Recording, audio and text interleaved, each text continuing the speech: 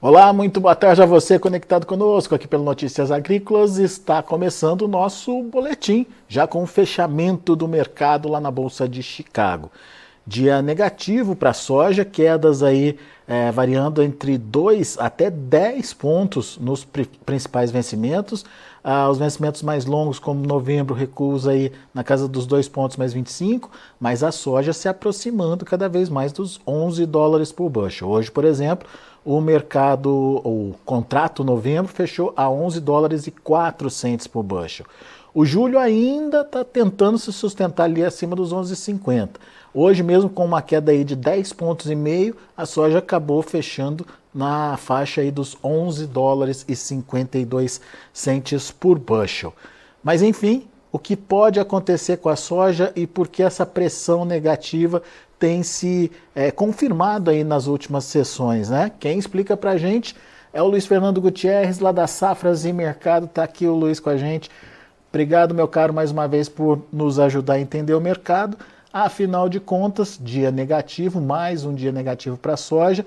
E soja, aos pouquinhos, ela está aí se esvaziando mesmo, né, Luiz? Ela vai se definhando aí. O que está acontecendo e o que a gente pode esperar em relação aos preços. Seja bem-vindo. Boa tarde, Alex. Boa tarde a todos. Obrigado pelo convite mais uma vez. Bom, Alex, quem nos acompanha aqui, né, quase que semanalmente, sabe que a gente vem falando há algumas semanas, alguns meses já, na verdade, né, que a gente poderia estar vendo o desenho de uma safra americana grande, de uma safra americana cheia, de uma safra americana quase recorde, né, isso com a área plantada aí, indicada pelo USDA lá em março ainda. O clima tem sido positivo nos Estados Unidos. A gente teve um plantio que evoluiu de forma ótima aí, bem acima da média na maior parte do tempo. A gente não tem problemas relevantes nas lavouras americanas até o momento. E amanhã tem relatório de área plantada do USA, que é um relatório muito importante porque é um relatório que traz melhor a realidade, né? Aquele relatório de março é um relatório de intenção e o relatório agora de final de junho, tradicionalmente, é o relatório de área plantada, que é pós-plantio, que traz, né, uma realidade melhor com relação ao tamanho da área que efetivamente foi plantada nos Estados Unidos. E a tendência é que o USDA traga uma área maior do que trouxe na intenção de plantio, culminando num potencial produtivo recorde nos Estados Unidos. Então, existe uma tempestade perfeita, digamos assim, né? O clima está favorável, a área plantada americana é maior que a do ano passado, pode ser maior ainda do que estimado inicialmente, e tem essa tendência agora, essa possibilidade de uma safra recorde nos Estados Unidos. Diante disso, e é isso, né? É a safra americana que dita o ritmo do mercado, pelo menos de abril até setembro. Diante disso, Chicago não consegue sustentar, né? A gente vem falando, como eu falei, há alguns meses, que essa possibilidade era grande e que, em se confirmando isso, a gente poderia ter um Chicago mais próximo de 11 ou até abaixo de 11 dólares por bushel, porque uma safra desse tamanho, 121,5 nos Estados Unidos, milhões de toneladas, leva a aumento de estoques nos Estados Unidos. E aumento de estoque, todo mundo sabe, é preço para baixo. Então, infelizmente, né, pensando no lado produtor, está se confirmando até esse momento, obviamente, essa tendência, e a gente está vendo um Chicago cada vez mais fraco, né, com possibilidade, inclusive, da gente ver ele testando os 11 dólares aí em breve, nas posições de safra nova, como a gente já viu aí 11,04, 11,05, hoje aí o contrato novembro. Então, tá se confirmando essa tendência aí de um Chicago mais fraco diante de uma possível safra americana cheia e recorde, caso o USDA indique amanhã um aumento de área, que poderia levar aí até 300, 350 mil acres, né, que é o que o mercado está esperando em média.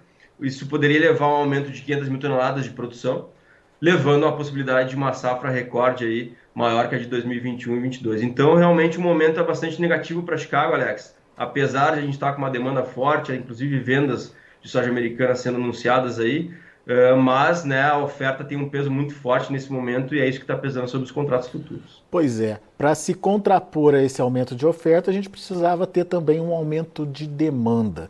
É, Olhando mais adiante, vendo como está correndo a campanha eleitoral lá nos Estados Unidos e resgatando o que a gente viu lá no passado, Luiz, não dá para esperar uma demanda mais aquecida para os Estados Unidos, não, né? Principalmente vindo da China, certo?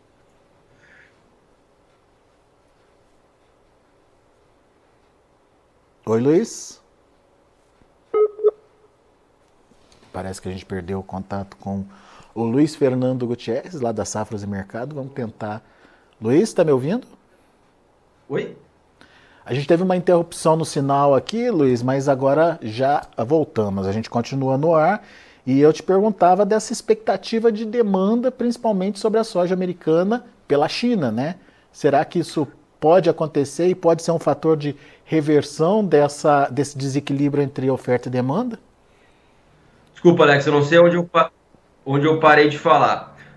Mas como eu estava comentando, tá? A gente já vê o mercado de alguma forma entendendo que a China pode aumentar o seu consumo, as suas importações, na verdade, não o seu consumo, as suas importações de soja ainda em 2024, exatamente para se preparar para um possível segundo mandato do presidente Trump. Eventualmente ele pode voltar à presidência e, na verdade, né, pelo menos até o momento, tudo indica que ele é o candidato mais forte a ocupar a cadeira da presidência norte-americana de novo. E a gente sabe, né, como é que foi o primeiro mandato dele. A gente teve uma guerra comercial entre Estados Unidos e China e essa guerra pode voltar, né? Eu acho que dá para se trabalhar com essa hipótese olhando para trás, né? Então, frente a isso, a gente sim entende que pode ter um aumento de demanda chinesa nesse momento, não exatamente por aumento de consumo interno na China, mas sim para aumentar seus estoques, para se preparar para uma possível segunda rodada de guerra comercial, digamos assim, mas isso não tem força suficiente para fazer o mercado decolar nesse momento. Tá? Eu acho que nesse momento o que mais pesa, o que tende a pesar mais é a oferta americana, né? A gente obviamente pode ter alguns ajustes ainda no quadro americano, 24, 25, daqui a pouco aumenta a exportação e sobra um pouco menos de estoque, mas por enquanto, com o quadro que a gente está vendo, é um quadro de aumento de estoques, é um quadro de aumento de produção que tende a pressionar Chicago. Então, obviamente, a demanda chinesa é um ponto muito importante e se o Trump for eleito de fato, a gente tem que estar mais atento a isso, principalmente a partir de 2025, né, porque a gente pode ter movimentos importantes aí, como a gente já viu na guerra comercial lá atrás, mas por enquanto o que está pesando sobre Chicago é esse aumento de produção diária, e possível safra recorde nos Estados Unidos. E até porque a demanda está focada no Brasil nesse momento, né, Luiz? Exatamente. Inclusive o nosso line-up, né, os nossos embarques aí nos portos brasileiros, nesse primeiro semestre que está se fechando agora, o acumulado está superior ao que a gente viu no ano passado. Lembrando que no ano passado, no ano de 2023, a gente teve exportações recordes de soja. Né? Então isso mostra que a demanda chinesa está muito presente aqui, a gente não tem problemas com demanda, como se levantou em algum momento, né, mais para trás.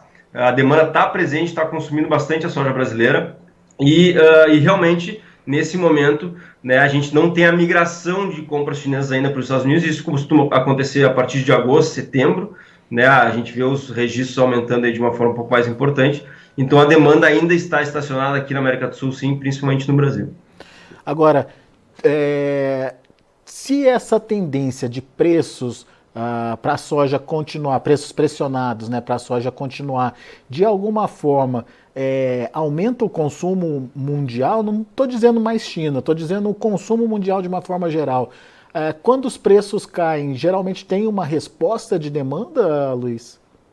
Não, a gente não costuma ter uma resposta muito firme de demanda, tá? Obviamente que, né, a soja tem a sua importância aí, principalmente na questão da ração animal, mas não é exatamente porque o preço caiu e ela está mais barato que ela vai ser mais usada. Ela é usada já da forma, né, na sua quantidade correta, digamos assim. Obviamente a gente pode ter algum aumento diante de preços um pouco mais baixos, mas nada que faça o consumo subir bastante a ponto de fazer o mercado ganhar força em Chicago, por exemplo. Mas sim, a gente pode ter algum aumentinho diante de um Chicago mais fraco, mas nada muito importante.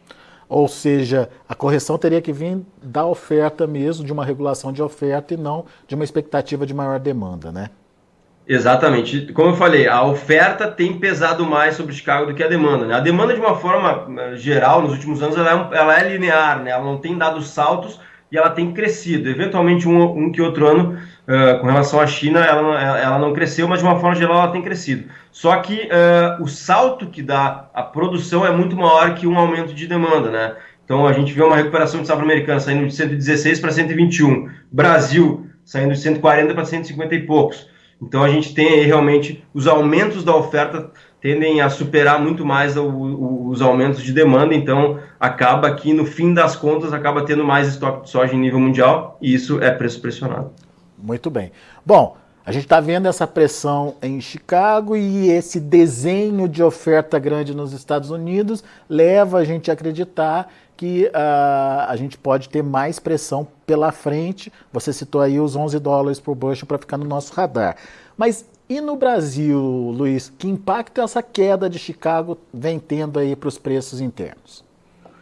Bom, desde meados de junho, a gente viu preços, a gente está vendo, na verdade, preços um pouco mais fracos, tá? A gente teve ali o melhor momento da recuperação dos preços foi ali pelo dia 14 de junho, mais ou menos, final da primeira quinzena de junho, onde a gente teve 144 nos portos brasileiros, e agora a gente está com um preço um pouquinho mais fraco. Não que ele despencou, mas ele está aí 140, 141, dependendo do porto, mas muito disso, obviamente, né, da queda vem de Chicago, principalmente. Mas eu digo que o mercado não caiu mais por conta do câmbio. O câmbio tem ajudado muito, né, Alex? A gente está falando de um câmbio a 5,50, né, que a gente não via há um bom tempo. Então isso tem ajudado a segurar os preços brasileiros de alguma forma, né? Obviamente que os prêmios também ajudam, porque os prêmios não estão cedendo, pelo contrário, eles estão firmes e podem subir mais, inclusive é uma tendência que a gente está desenhando para o segundo semestre, é de prêmios mais fortes, até porque a gente está exportando tudo que a gente pode, né? E os lineups estão mostrando isso. Então não vejo um ambiente de prêmios perdendo força ali na frente. Mas, de fato, a gente tem um preço um pouquinho mais fracos agora, porque Chicago recuou aí nas últimas 2 semanas os brasileiros. Ou seja, o dólar tem sido aí de suma importância para manter o preço. E esse preço está conseguindo se manter acima de que patamar aí, Luiz? Como eu falei, hoje a gente tem mais ou menos 140, 141 nos portos brasileiros, aí cada praça faz o seu desconto, obviamente, com a questão logística, né? É um preço um pouquinho mais fraco do que a gente viu aí em meados do mês de junho, que foi o melhor momento do ano, digamos assim, depois que o preço começou a cair a partir de janeiro. Então a gente está hoje aí em 140, 141 reais por saca aí nos principais portos. Chegou nos 144, 145, talvez? Exatamente, chegou a 144 aí no melhor momento. Muito bem. Luiz, você falou dos prêmios, né? Como é que estão os prêmios hoje? Eles são positivos, tendem a aumentar, mas a ponto aí de acrescentar valor à soja em real ou ainda não? É mais para também ajudar nessa manutenção dos preços?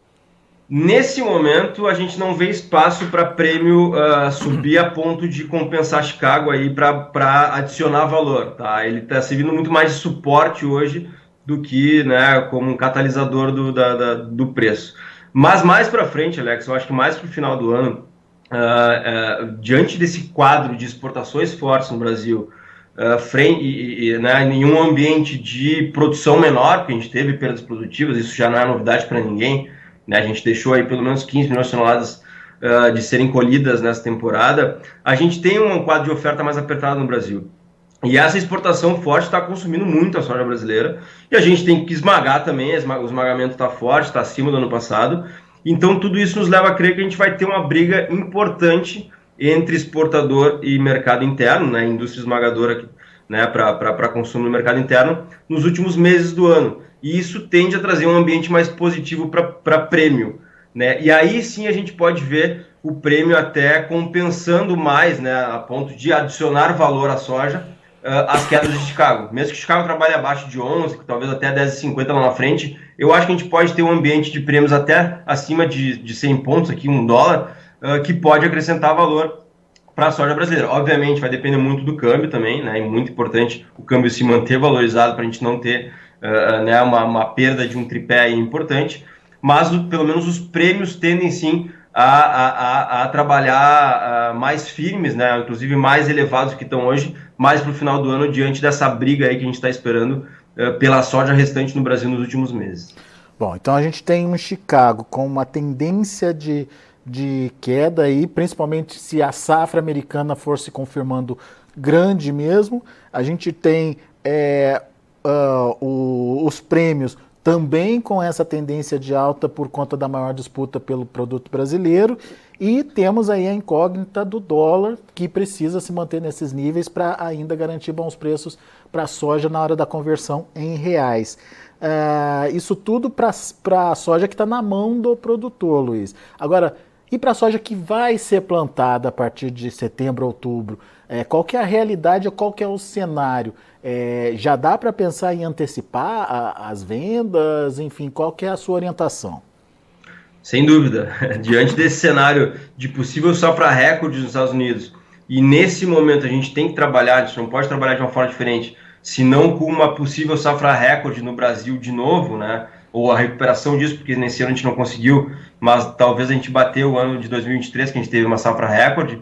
É possível sim que a gente tenha preços mais fracos lá em 2025, né? Então essa tendência é o que a gente tem no momento. Obviamente vai depender de todas as confirmações, né? E aí tem todo o mercado climático americano ainda para andar e o mercado sul-americano, mas diante disso é sim importante o produtor estar de olho e já fazer alguns travamentos para 2025, né? No sentido de hedge. No sentido de, os preços podem estar mais fracos lá na frente. Se estiverem, eu prefiro estar protegido e eu faço alguma coisa já nesse momento, ou enfim, nas próximas semanas, meses, né? Em um ambiente um pouquinho mais favorável. Porque a gente pode ter, de novo, um mercado mais pressionado lá, como a gente já viu nos 2 últimos anos, né? Na entrada da safra, o preço caindo bastante. Inclusive, nesse ano, aí, janeiro e fevereiro, até março, mais ou menos, foram meses bastante negativos para a formação dos preços brasileiros. E isso pode se confirmar de novo, né, diante de uma safra grande no Brasil ou na Argentina, né, ou nos 2 países. Então, o risco existe, é o maior risco hoje, é a maior tendência essa hoje. Obviamente, de novo, vai depender muito da questão climática, se a gente vai ter um clima favorável para confirmar produções grandes por aqui, mas em se confirmando um clima positivo, e aí a gente tem que ligar um alerta, né, com relação a isso por causa do Laninha, né, que deve voltar a estar em ativa aqui no Brasil durante o plantio e desenvolvimento da safra, mas diante disso é importante sim o produtor já começar a se proteger, pensando nessa possibilidade de ter preços mais fracos lá na frente. Muito bom. Show de bola, muita informação importante para você que está nos ouvindo nesse momento. Luiz Fernando Gutierrez, lá das Safras e Mercado. Obrigado, viu, Luiz, pela parceria e principalmente por estar aqui nos ajudando a entender um pouquinho dessa precificação da soja. Volte sempre. Obrigado, Alex. Um abraço. Até a próxima. Abraço, até a próxima. Bom, para você que está conectado conosco aqui pelo YouTube, pelo chat do YouTube, participação do Eliton Soares aqui. Obrigado, Eliton, pela participação e pela audiência. E você que está conectado com a gente pelo YouTube, não se esqueça de fazer a inscrição aí no canal, não se esqueça de deixar o seu like, seu joinha e ativar o sininho, a notificação para que você seja lembrado sempre que estivermos ao vivo com os nossos especialistas aqui falando dos mercados.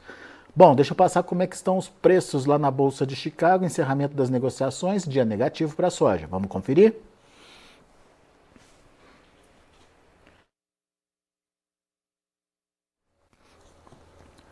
Julho fechou a 11 dólares e 52 centes por bushel, perdendo 10 pontos e meio. Agosto, 11,36, queda de 6 pontos. Setembro, 11 dólares e 3 centes por bushel, recuando 4 pontos mais 25.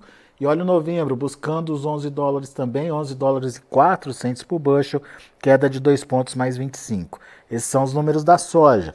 Milho encerrou da seguinte forma.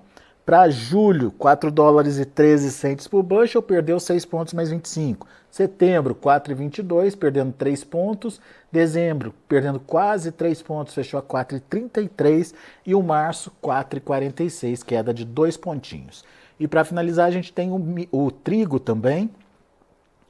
Trigo, ao contrário, subiu bastante. Subiu 18 pontos e meio no julho, fechou a 5,59. Setembro, 5 dólares e 79 centes por bushel, alta de 19 pontos. Dezembro, 6 dólares e 1 cento por bushel, 18 pontos e meio de elevação. E o março, 6 dólares e 19 centes por bushel, subindo 18 pontos. São os números do mercado de grãos lá na Bolsa de Chicago. A gente agradece muito a sua atenção, a sua audiência. Notícias agrícolas, informação agro relevante e conectada.